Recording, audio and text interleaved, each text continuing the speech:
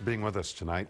Members of the Occupy Austin movement enjoyed more than 4 months of relative patience from the city, but that ran out last night with swift evictions from the steps of City Hall.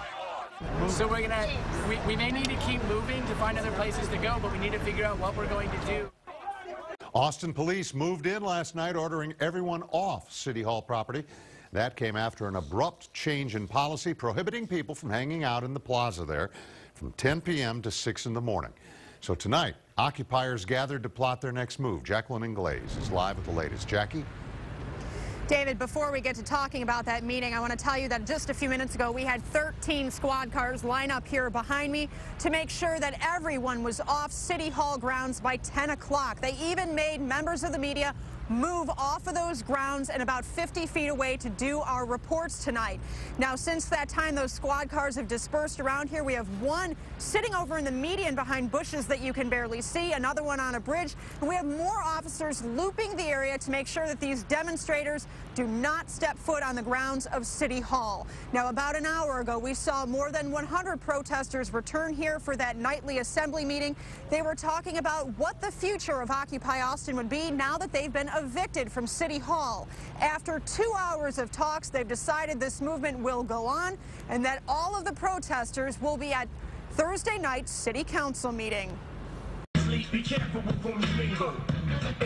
Evicted and upset, dozens of occupiers took to the criminal courthouse Saturday afternoon to await the release of fellow protesters from jail. Well, you know, you win some, you lose some. 7 occupiers were arrested Friday night after the city of Austin started enforcing a new City Hall policy. Under the new rules, protesters can't be on City Hall grounds between 10 p.m. and 6 a.m., meaning the Occupy camp has to go, and the days of sleeping on the steps are over. Please vacate the premises immediately. You can't ban people from being at their seat of government, and I think that they're on the wrong side of the law. City leaders have been trying to come to a compromise with Occupy Austin regarding the use of the City Hall plaza and mezzanine. But they say the Occupy Austin representatives weren't interested. We've been making it clear that what has been taking place here could not continue. We've been communicating with them that changes needed to take place.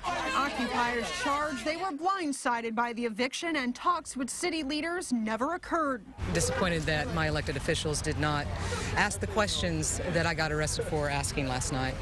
City leaders maintain that occupiers took over City Hall and were damaging property and causing health concerns. This is everyone's City Hall. This belongs to everyone. Occupiers say their protest is far from over. City Hall was merely a meeting place. I'm holding out hope, you know, that we try and set up another encampment of some kind. We'll look into some sort of civil action. Now, it's not okay for occupiers to be out here right now. You can see that we do have officers out here in riot gear. They are set up at all 4 corners of City Hall, David.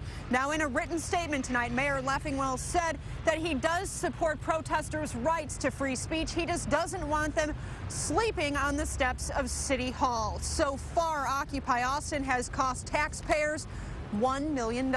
For now, we are live at City Hall. Jacqueline Inglaze, KXAN News.